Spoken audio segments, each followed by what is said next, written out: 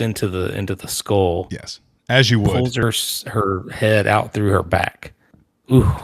It looked really nuts. gory, really fun. It looked nuts and ridiculous. Like, again, it was something out of like Terrifier. Yeah, it was Terrifier-esque. Something Damien Leone would have came up with. But and donuts.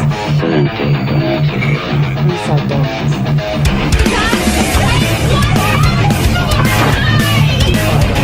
Hey everybody, welcome to Blood and Donuts. I am Tony. And I am Chris. What's up, everybody? Thanks a lot for joining us today. Thanks for joining. Here at the Blood and Donuts podcast, we start by sharing an overview, facts, and of course, our first impressions. Then Chris and I will give our donut rating. That's right before we go into a scene-by-scene discussion full of spoilers. But don't worry, we'll let you know before we do that. Chris, how does that donut rating work?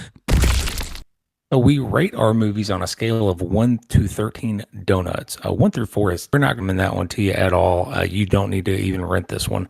5 through 8 is like a mid-range. It's worth a watch if you have time. It's not terrible, but it's not great. 9 through 12 is great. You'll definitely want to check out a 9 through 12, even if you need to rent it. And 13, Tony, that's our Baker's Dozen tier. That's pretty rare, but we would consider that a perfect horror film, maybe in the discussion of best of all time. In a Violent Nature is a 2024 Canadian slasher film written and directed by Chris Nash.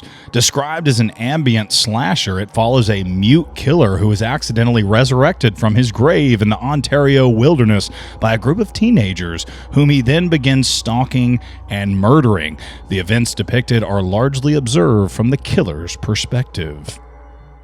Yeah. And I think it's a really unique take on a horror movie. You always just see the story from like the campers or the stupid teenagers or whatever. So you kind of see everything from their point of view. So this is a really unique idea that this movie is from the perspective of the killer. So you kind of go on his journey and learn more about his story, maybe. So it's an interesting take. We'll see, I guess, in our ratings if it executed well. On paper, a POV style Jason-esque slasher sounds cool. Yeah, like third person. So it's like over the back shoulder, right? Like for the most part. But in practicality, didn't seem to work as much, did it? I don't.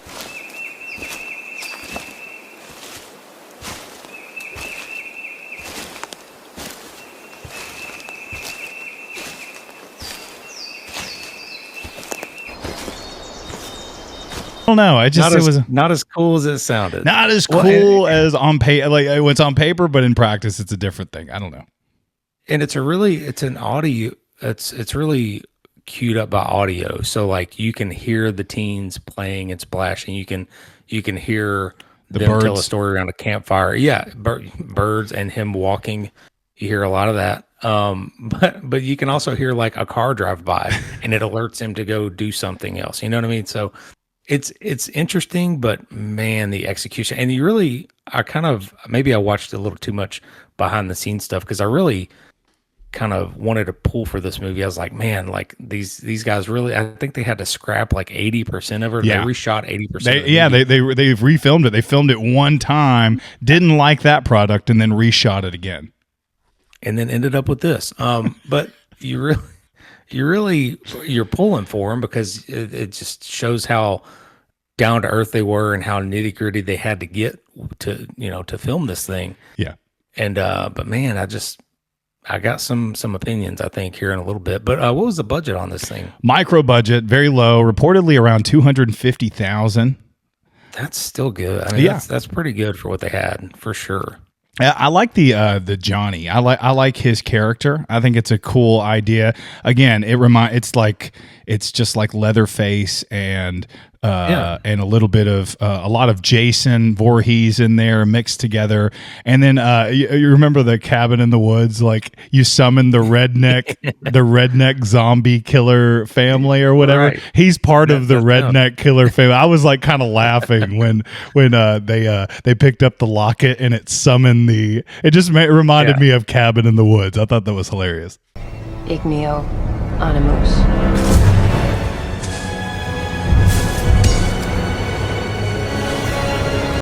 this is a very stereotypical slasher in that it hits all those your favorite word tropes where Yes.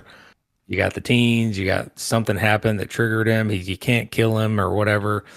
But yeah, no, definitely Cabin in the Woods esque as far as like it just follows that storyline Yeah. to a T. No music, like you said, None. no music. So it's No. just none, and just ambient birds, leaves crunching, all that stuff. Just like you said, it reminded me of let's say I'm watching you play a video game.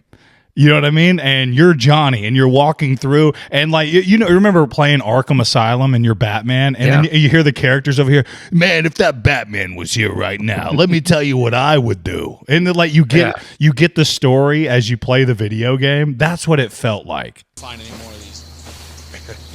You go in that fucking barn, you might not find your way out again, boy. Are you threatening an officer with a long chuck? Don't play cop with me, Ranger. Yeah, I can kind of see that point. It's the bat. No, I love Arkham Asylum. So Yes. good. Well, you're playing. Let's say you're playing as Johnny. You know what I mean? And you're getting like the campers. They're like, oh, you know, they're telling that story. Why did you have to take the locket? You should have. You know what I mean? Blah blah blah, and all this stuff. Oh, so you saw those girls at the gas station and all that stuff. Oh, you feel like you're gonna go back? And the dialogue, it was nobody talks like these people do. That's one of my big gripes in horror movies when you write dialogue, how they don't talk, how real people don't talk like that. This said teenagers. These people were in their 20s, right? 20s. Oh, yeah, 100%.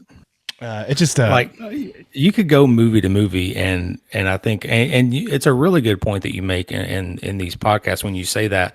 It's a really great point. You have, you know, teenagers that don't talk like the teenagers from Slumber Party Alien Invasion from VHS 2, where they're talking about like pee and semen, and they're talking about all this gross stuff. Like that's how teenagers freaking talk.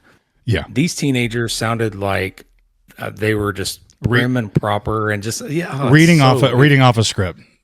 100%. Yeah, 100%. Like Tarot was one of those that had a really big marks against it just by. It was PG-13. Nobody cussed when they see poltergeist and stuff. I mean, come on. The best part about this movie, in my opinion, is the practical effects. And there's some really good kills. There's some really good kills in this horror film. When you finally get there.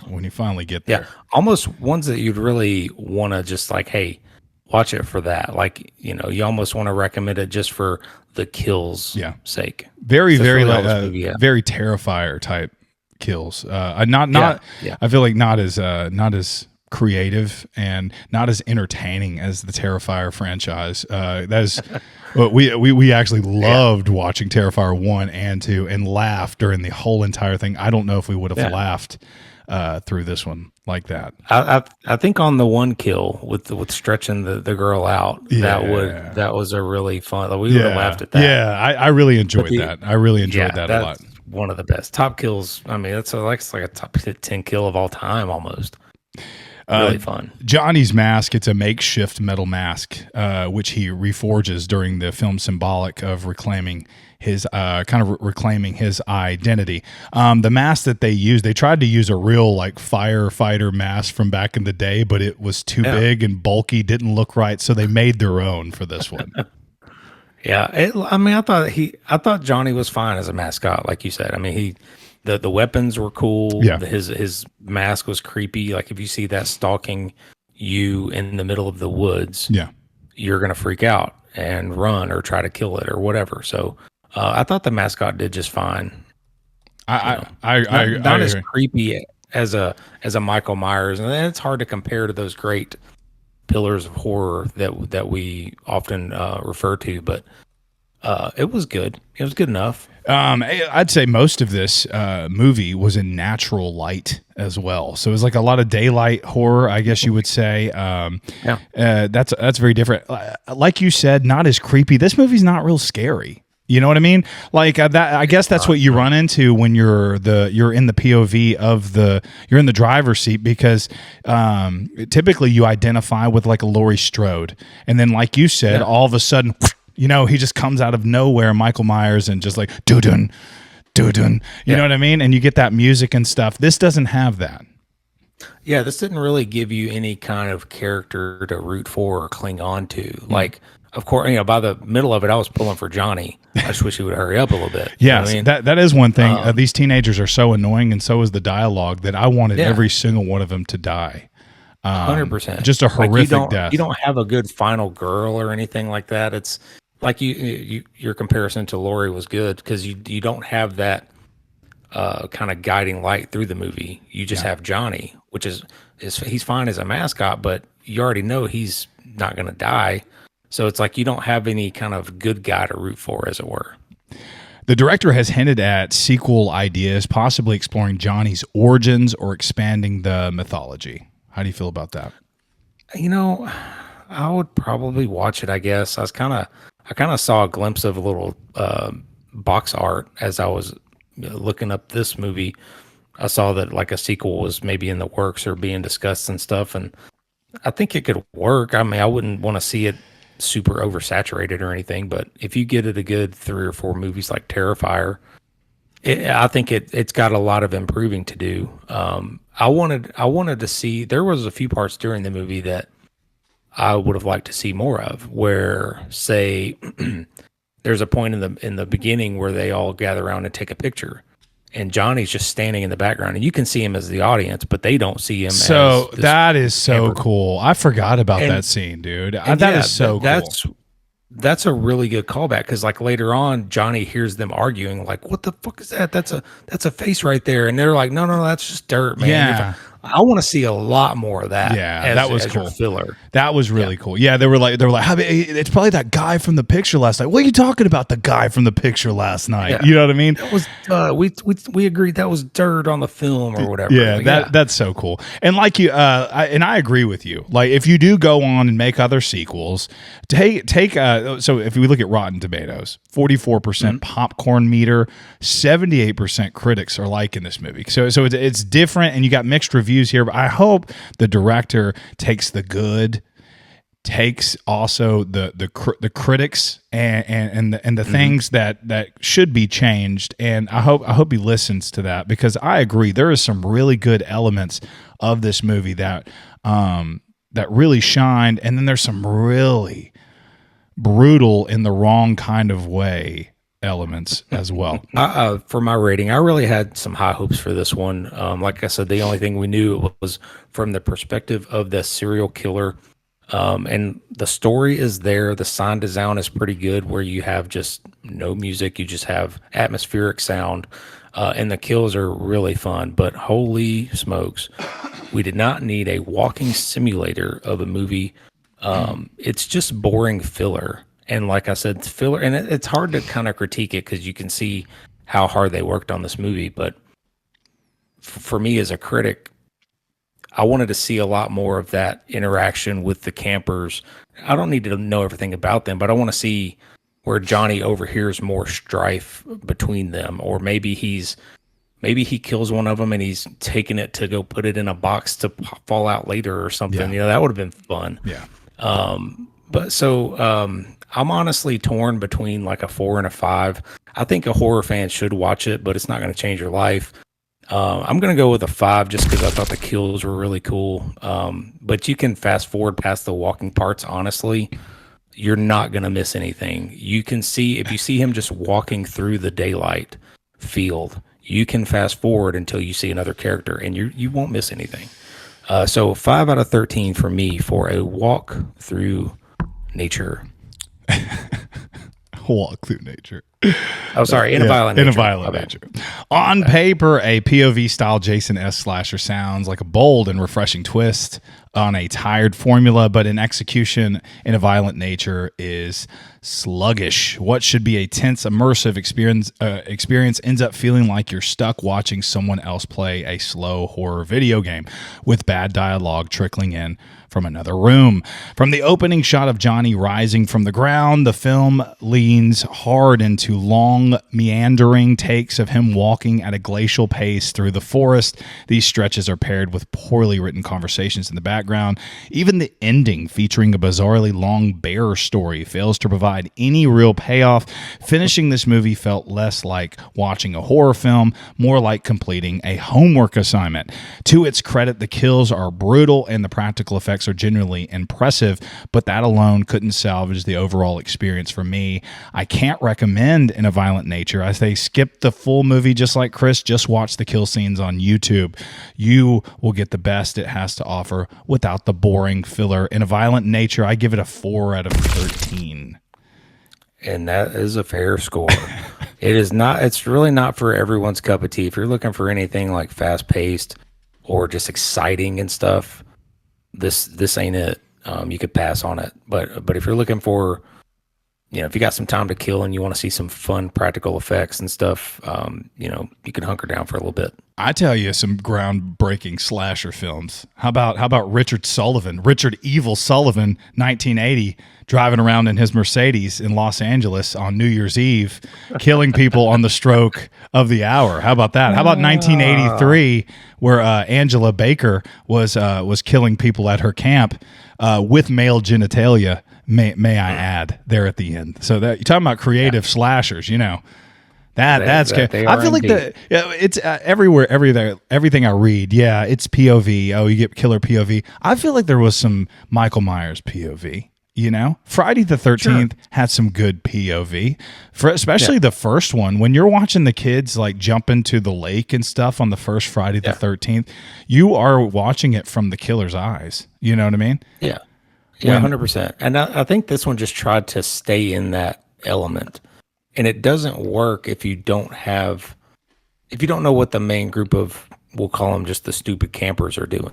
Yeah. Like you want to hear Johnny eavesdrop a little bit more on their conversations so you can learn about how they're feeling about what the hell's happening to their friend group. Yeah. So that makes it a lot more fun. And hopefully they'll do a little bit more of that in a sequel if they do one.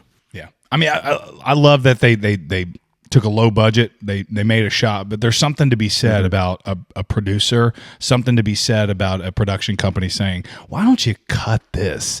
Why don't you try this? I just felt like I feel like he made his movie and nobody gave him any real critique on some of these things. I don't know. It was just kind of maybe it was just his vision. Yeah. You wouldn't have another way. And maybe I'm wrong. Okay. If you have not seen In a Violent Nature, it's streaming on a couple different places, isn't it, Chris? I think it's just on the AMC Plus or the Shudder streaming services, and then maybe some bootlegger type stuff if you got it. But yeah, so I'm giving it a low end recommendation of watch it for the kills, and Tony's not recommending it at all. No, I gave it a 4, so no recommendation there. And then just watch the kills on YouTube and skip everything else. But In a Violent Nature, here come the spoilers. Friends find a locket dangling from the ruins of a fire tower. Troy, one of the friends, keeps it in his pocket. A few moments later, Johnny's body emerges from the earth. Furious, he sets out to find the locket and makes his way through the forest. He pauses when he spots a decaying fox corpse and hears 2 men nearby quarreling. One of them set the traps that killed the fox. Johnny approaches a house and sneaks inside. He briefly remembers his father when he spots a necklace that he believes to be his locket. Soon after, the homeowner comes back, but he flees after being appalled by Johnny. Johnny kills him in the woods after he gets his leg caught in his own bear trap. Johnny later chases after a car he hears in the distance. Chases. So chases. Walks after. And really, this guy had the unfortunate, he just happened to speak loudly at the wrong time, and then he had a necklace that Johnny thought was his, and now he's dead. But as we talked about, this is a very audio oriented kind of movie, and I kind of like that about it, where Johnny, he's on a mission to find his necklace or whatever. And then anything that he hears, he's going to go and investigate and probably ruthlessly kill. You know what I mean? So that's his motive. He doesn't need a motive. You know what I mean? A lot of these guys didn't, like in the first Halloween and stuff like that. So, so I do like that about the movie. But yeah, him walking to get to the kill, you can fall asleep, man, pretty easy. Yeah, they come upon this shack looking thing. Used to be a fire tower looking thing. Yeah. And You don't see him at first. no, I don't even know how many friends there were. I'll be honest. no, It's like 5 of them. very 6 very maybe? forgettable characters. But just a locket laying there, and the sheriff alludes at the very end that he knew about the locket and he knew that it was the only thing keeping him at bay, which begs the question: why didn't he have some barriers put up around this damn thing? Why not just A go minute into the ground. Yeah, and the sheriff even alludes to the fact my dad fought Johnny years ago, and I fought him 10 years ago. You know, what I You're mean, talking about the ranger guy. the Yeah, ranger, yeah, sheriff, yeah, whatever he is, Yeah. and like, so he knew about the gold locket. He knew that Johnny was buried there, and like, there's nothing keeping anybody out. He knew about the dangers of Johnny, but Yeah, I anyway. know that shooting him with a shotgun shell keeps him down for about 17 seconds. I know Oh man, they shoot they shoot him once in this. I mean, like, it's every slasher they do that, but it's like Yeah. it's almost egregious in this one. Get closer to him. Oh, It's yeah. so bad. Yeah, it's hilarious. But like you said, Johnny's just walking. He first, and like you said, it's like watching a video game. Like you like at the bottom it says find mom's locket. You know, that's the first mission, and then you have a side quest over here, and then he put, you know, if you imagine someone playing a video game, picks up locket and it goes not mom's locket, and then you know, and dude runs off, and you can hear him, oh, his own bear trap got him, and the ranger or the sheriff who was there set the bear trap thing up for later. It was kind of, you know, like very elementary in that, but yeah. Anyway, he gets The killed. more I think on your video game analogy, the more it makes sense. I'll be honest with you. Yes. And the guy in the trap kind of gets killed off screen, right? I don't even know if Johnny would have bothered with him if he didn't get in his own bear trap. Yeah, and it made it look like he had Johnny's locket, but then once he found out it wasn't, he just had to kill him anyway because he was there. Might as well. Got nothing else to do. So then Johnny runs after this car that he's hearing in the distance, right? Johnny walks over to where the friends are gathered around a campfire. The death of Johnny is described by Aaron, one of the friends, a local. How'd you feel about that, like, ghost story that he told?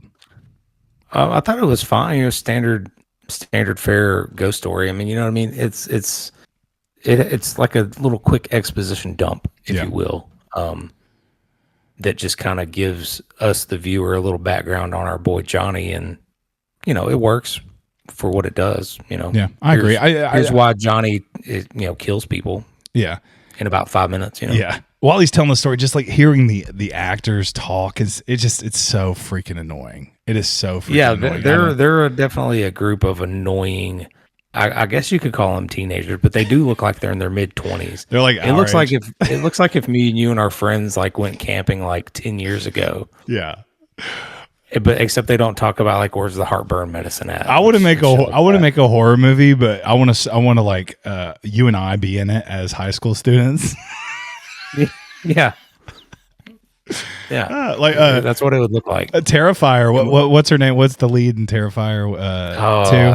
I forgot her name, but she's 30. She was 30 and she was in high school. I love that. A local merchant's developmentally delayed son, Johnny, has been tricked into climbing the fire tower in search of a bag of toys. This was a part of the story. Decades earlier, only to be frightened by someone waiting at the top. He died after falling from the tower, but those responsible made it appear as though he died by accident. Didn't they put a fire mask on him as well?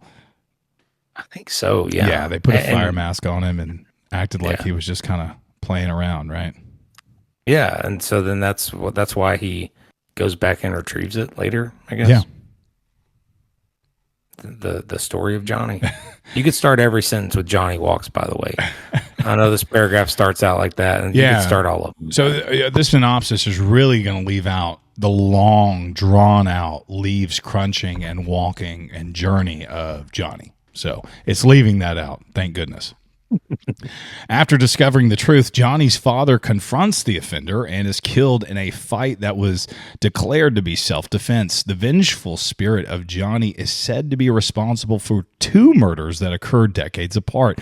Following the story, the group enter the cabin where Aaron goes outside. Johnny kills him with a draw knife. After that, Johnny drags his body to a park ranger office nearby.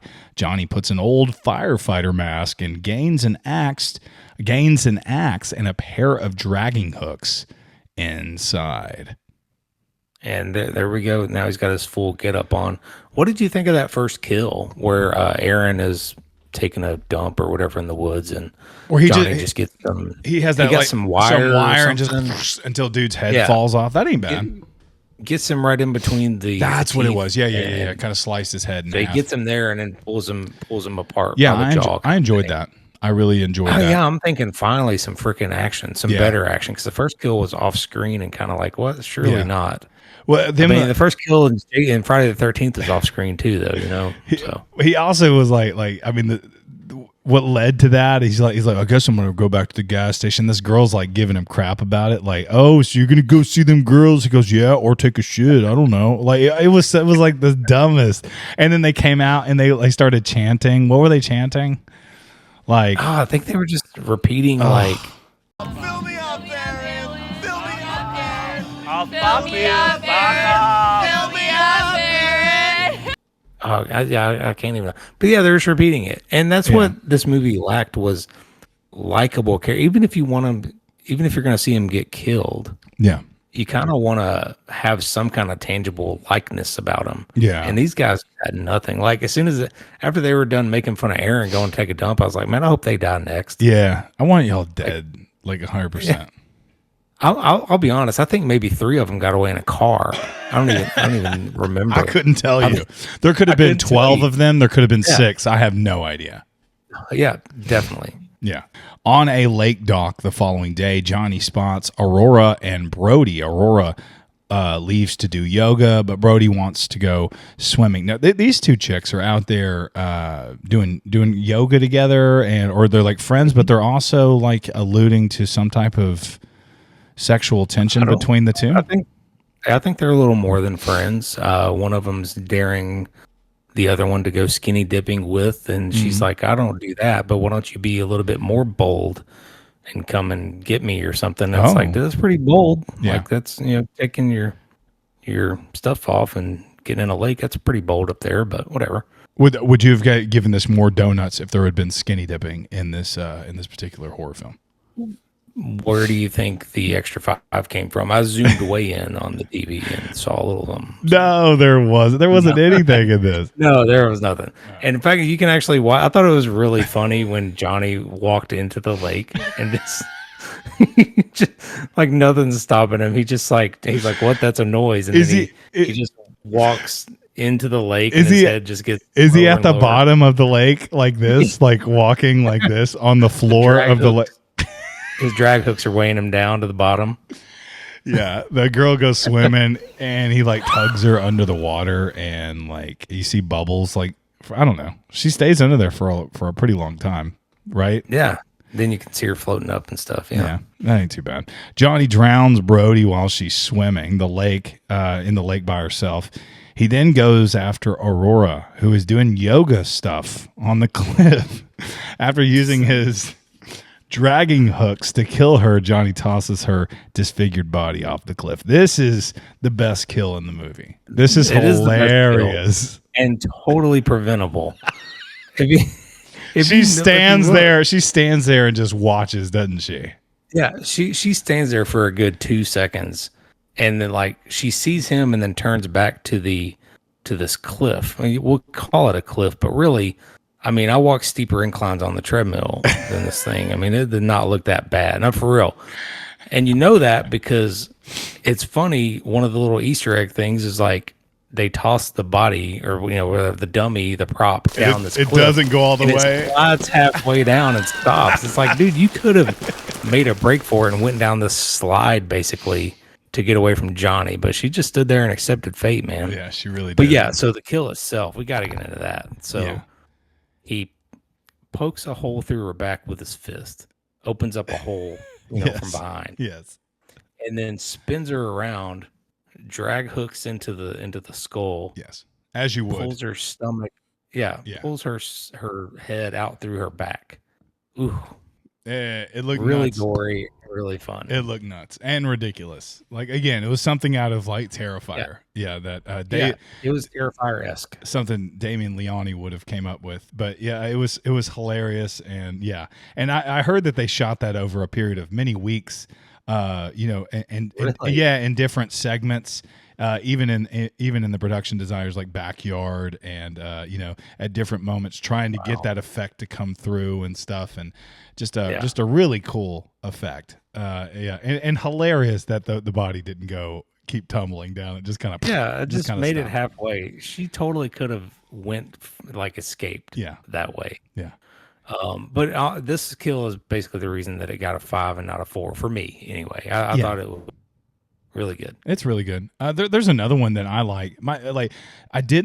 There's another one that we will get to here in a minute. Actually, I'll wait till we get there. Troy, Colt, and Evan are quarreling about their missing friends and car keys. One of them throws his keys into the woods where Johnny. What's up with I don't that? know. That was so nuts. Like, who does that? I can't tell you how many times I get pissed at you guys and I grab your keys and throw them into the woods.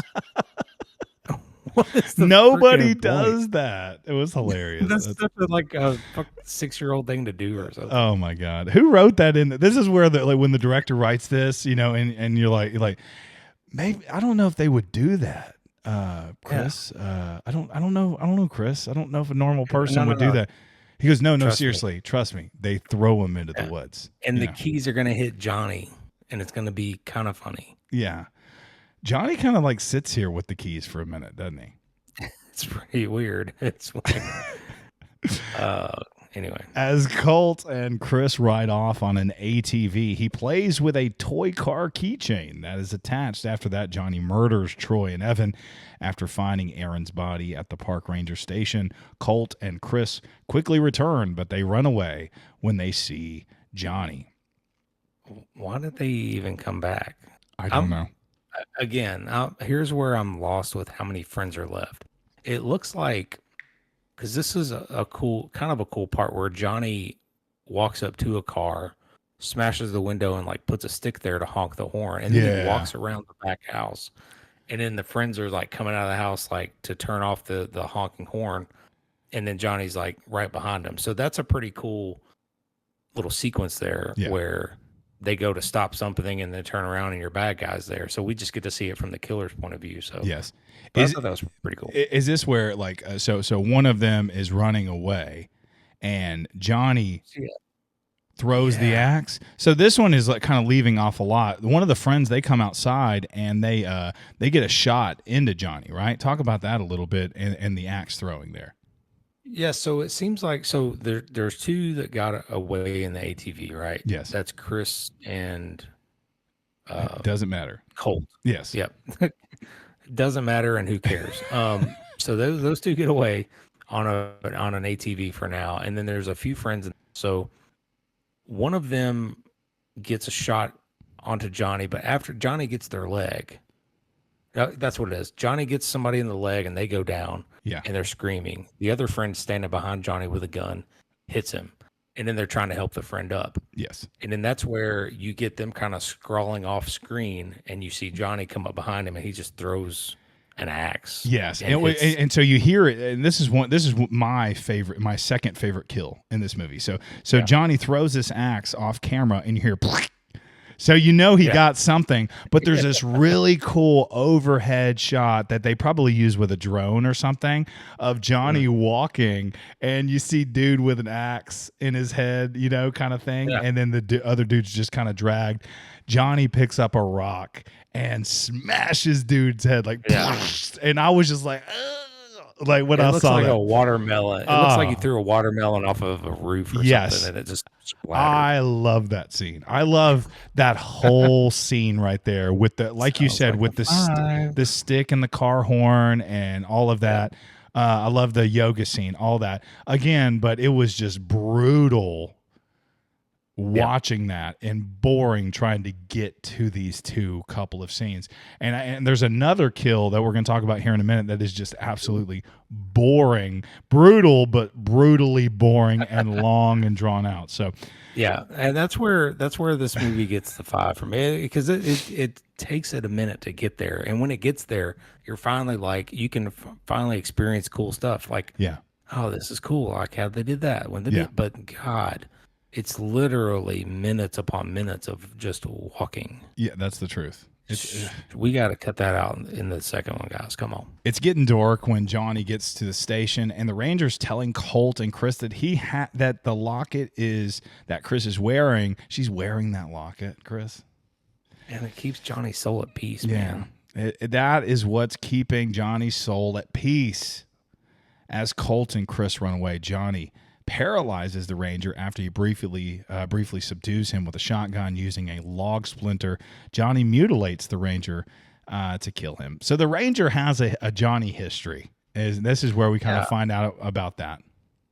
And I think that this would have been a better maybe exposition dump while Johnny's shot and on the ground, and you can kind of get the Ranger with a little bit better acting. It's kind of like Wayne. I've referenced it before, but Wayne's World 2, like I know it's a small part, but can we get somebody better than this guy like with Gordon Street and all that? But man, it could have really worked a lot better with some better acting. And this is where you could exposition dump your Johnny story. Like, yeah, my dad fought Johnny when I was, 18 years old, and here's how you kill him, and this is why he's evil or whatever. But then this idiot Chris, or Colt, I think it's Colt. He's like, the Ranger's like, tie him up with this chain on his feet. And then he's like, I can't do it. Okay. Take the chains, put them there.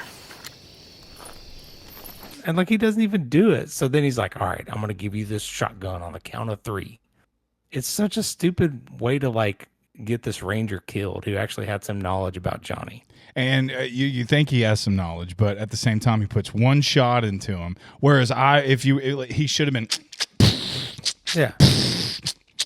loading Johnny up with these shots and actually going and getting an axe and trying to mutilate Johnny. Get his head cut off. Yeah, like get his head cut off. Yeah, like a real man. But he didn't. He gets one shot, and then all he's doing is just telling story. Just story and story. But but like you said, is it the actor? Is it I think it's more of the setup, because you have to wait for Johnny to get there because it's POV. So you have to wait till Johnny to get there for the sheriff to dump all this story, because that's just the Where'd you get that locket? Yeah. Where'd you get that? And he's like freaking out, and then you see Johnny. He's like, hang on, I'm coming. Whereas like a real slasher, it might be like, you see the sheriff getting out of bed in the morning, he's shaving, Yeah. he's talking at a Waffle House diner to somebody, so he's like, well, it happened While his old lady dispatcher is like smoking. Yeah, like, he's like, well, I think somebody took Johnny's locket. And he's like, what? Johnny's locket? Not Johnny.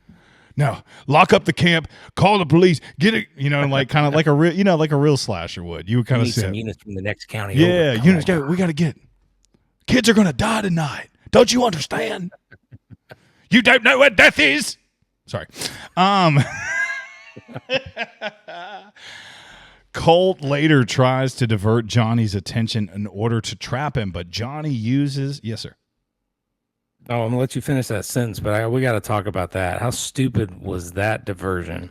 He stands like 2 foot away from him, and he's like, "Hey, you big ugly mug!" And he's like, he's not even done with a sentence, and Johnny like axes him through the head. It's such a stupid way to die. I love it. That is like the word. Like he's like, all right, because you can hear him whispering, "Okay, Chris, I'm gonna go. We gotta distract Johnny. We gotta split up. What I'm gonna do. Did you see Brian's hat, by the way?" I'm like, sorry. But yeah, it's such a stupid, like, little diversion thing. That's stupid hat. He thinks he's so cool. Oh, Lord. Oh, my God, dude. You should have seen it. Paul told him to take it off, and you should have seen his face. All right, so we're talking about a Tim Robinson skit. We're going off the rails here, but it's worth it. Oh, it's so worth it. I don't care. After leaving Johnny's locket dangled on a gas canister, a shell-shocked Chris, who I'm assuming at this point is our final girl, Final girl, Chris. Yep. runs away into the woods despite injuring her leg by accident. This is a pretty deep cut accident. She just runs a branch through her freaking foot. Yeah. You And it know, wasn't even Johnny that did it. she limps to a nearby road by dawn where she stops. A woman in a pickup truck offers to take her to the hospital. The woman tries to comfort Chris by telling her the longest story that the longest, boring, uneventful, has nothing to do with the movie, or does it? I bet it does, and somebody in the comments is going to be like, "Oh, actually, it was about Johnny's life story. the and, bear- you guys just missed it." The bear who had hen house syndrome, which she alluded to. I mean, it could allude to that Johnny having hen house, and then they say like hen house syndrome or some crap like that. That made the bear want to kill even when it wasn't hungry. But Johnny is supernatural, so he doesn't have hen house syndrome. That's why I'm so confused. I don't know. It's just stupid. Yeah, stupid. Who lived through a bear mauling in the same forest decades earlier. After realizing that Chris's bleeding has gotten worse, the woman stops the truck and demands that she applies a tourniquet to the injured leg. When they stop on the side of the road, Johnny comes out of nowhere and never mind. That did not happen. Fearful Chris pleads with her to continue driving and looks into the forest, hoping to spot something. Johnny's locket is missing from the gas canister as the movie ends. Yeah, and I'm really sure that story was really interesting, but I was too pissed at that point. Even the tension, like with the POV shot from our final girl here, if you can call her that, like it made you think that he was going to jump out, and it didn't. And maybe he would have got there. Just give him a few more hours. He'd get there eventually. But fun fact, the lady in that scene who's telling the boring ass bear story, she's Vicky from Friday the 13th Part 2. Very nice. Little fun fact for you there at the end of this nice. movie. Oh, well, she told a good story. It just had nothing to do with the film. It was just Could have been a movie on its just own. weird. It just kind of reminded. Yeah, it really could have. It kind of reminded like Strange Darling. What a good ending. It was very similar endings where you just kind of like girl stops, helps her at the end, and just just a great ending. Strange Darling, but yeah, I wanted it to be like that.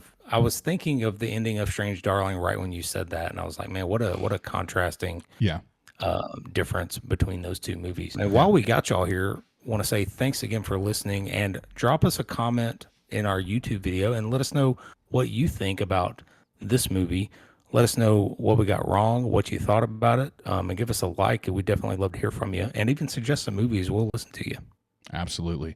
Be our friends on Instagram too.